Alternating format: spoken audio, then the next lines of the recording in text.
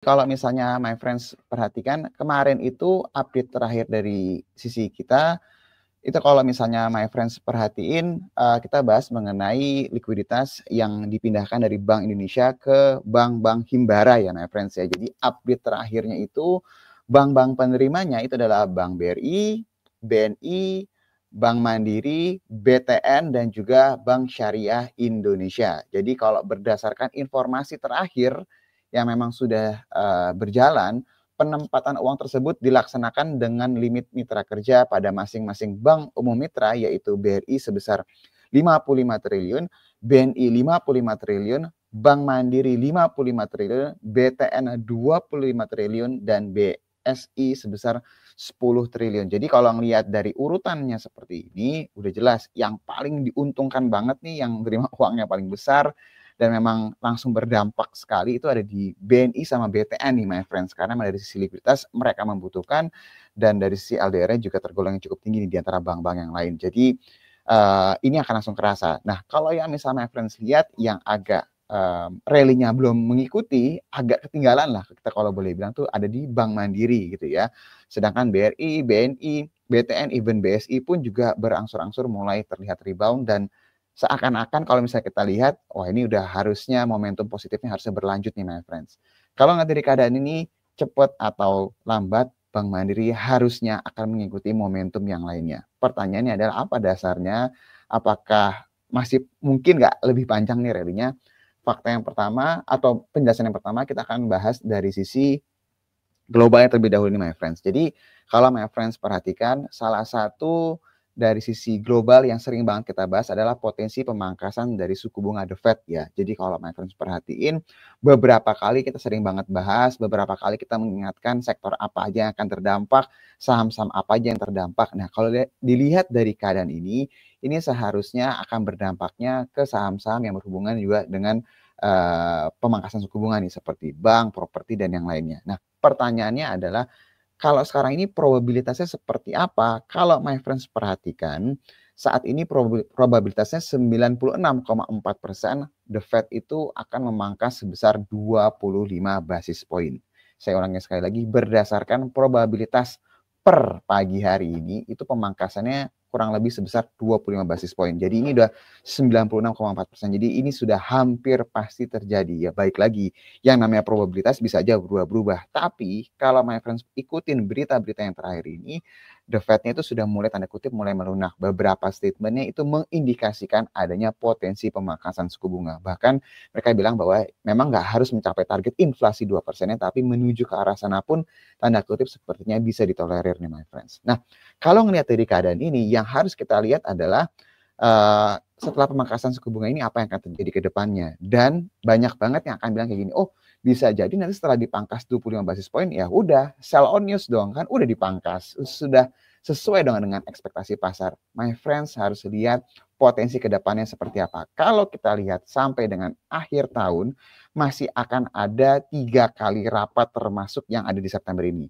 Tanggal 17 September, maaf, 29 Oktober, dan ini ada tanggal 10 Desember. Nah, ini kalau my friends perhatikan, yang diarsir warna ini biru ya, biru kemuda ya, saya nggak tahu nama birunya itu apa. Tapi yang my friends perhatikan adalah probabilitas terbesar di bulan September itu pemangkasan 25 basis point, di bulan berikutnya lagi ada pemangkasan lagi 25 basis point, dan di bulan Desember ada lagi pemangkasan 25 basis point. Yang tadinya 4,25 sampai 4,5 bisa diekspektasikan sampai 3,5 sampai 3,75. Jadi di sini kalau kita lihat 25 basis point, kalau sampai nanti dipangkas di bulan September ini harusnya masih awalnya aja, karena masih ada ekspektasi pemangkasan selanjutnya. Nah ini yang mau kita lihat nih progresnya seperti apa.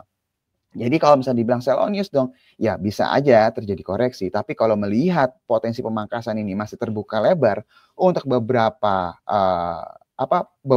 kali meeting ke depannya, seharusnya rally-nya berpotensi berlanjut. Sekali lagi my friends ya, kalau nggak dari probabilitas pagi ini, harusnya rally-nya masih berlanjut. Terus kita akan bertanya lagi kembali kan, kira-kira gimana dari sisi asingnya? Asingnya kan masih deres, net sell ya. Memang kalau my friends perhatian berdasarkan data statistik, kita tidak bisa bilang dalam bentuk harian ini sudah bisa memvalidasi, tapi kalau dilihat kecenderungannya, selling pressure-nya berangsur-angsur mulai menurun. Itu yang mau kita lihat ya.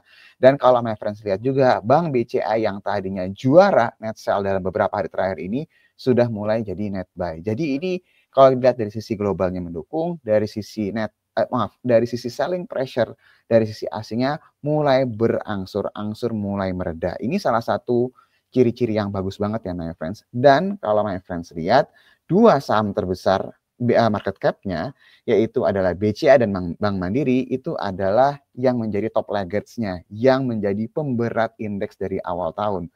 Sedangkan BRI-nya udah naik, BNI-nya udah naik, terus BTN-nya pun juga ada naik, bahkan BRIS pun juga berangsur-angsur mulai recover ya. BRIS juga udah kita bahas ya beberapa waktu yang lalu. Nah, ini kalau ngeliat BCA sama Bank Mandiri, ini kalau dilihat dengan momentum yang ada saat ini, seharusnya hanya masalah waktu aja nih my friends. Mereka bisa menyusul momentum bank-bank yang lain. Jadi, kalau ditanya apakah Big Banks-nya berpotensi melanjutkan rally, dilihat dari keadaan saat ini, seharusnya probabilitasnya besar rally-nya berlanjut.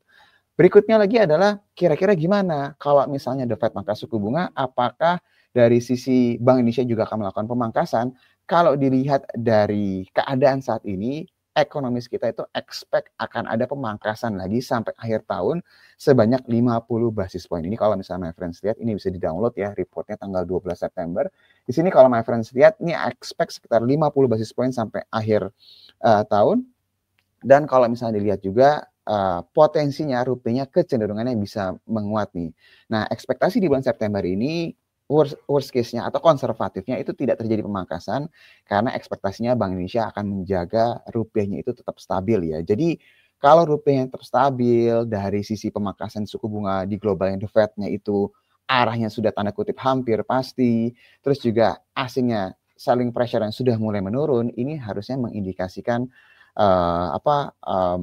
potensinya itu mengarahnya ke arah positif ya. Dan kalau misalnya kita lihat minggu ini cukup krusial karena nggak cuma The Fed, tapi Bank Indonesia juga akan memutuskan pemangkasan suku bunga. Tadi seperti kita bilang ya, konservatifnya tidak terjadi pemangkasan karena untuk menjaga stabilitas rupiah. Tapi tetap bisa terbuka juga pemangkasannya ya my friends. Jadi kalau ataupun nggak dipangkas pun harusnya bukan sesuatu yang negatif.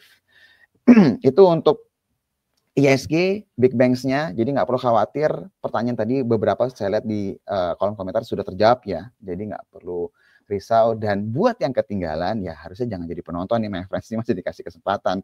Kemarin-kemarin, oh jangan-jangan inflasinya naik, jangan-jangan nih ya. Nanti kebanyakan jangan-jangan ketinggalan rally nanti yang ada.